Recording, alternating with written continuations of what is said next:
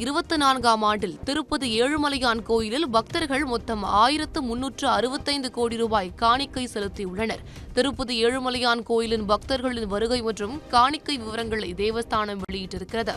அதன்படி கடந்த 2024இல் 2,55,00,000 பக்தர்கள் ஏழுமலையான் கோவிலில் தரிசனம் செய்துள்ளனர். இதன் மூலம் கடந்த ஆண்டில் உண்டியல் காணிக்கையாக 1365 கோடி ரூபாய் கிடைத்திருப்பதாக அறிவிக்கப்பட்டுள்ளது. 2024ஆம் ஆண்டின் கடைசி நாளான டிசம்பர் 31ஆம் தேதி மட்டும் உண்டியல் வருமானமாக 4,10,00,000 ரூபாய் கிடைத்துள்ளது.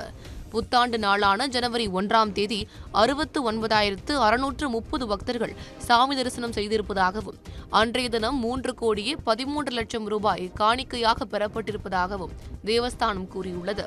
2024ஆம் ஆண்டில் சராசரியாக தினசரி உண்டியல் காணிக்கை வார நாட்களில் 3,60,00,000 ரூபாயாகவும் வார இறுதி நாட்களில் 3,85,00,000ஆகவும் உள்ளது.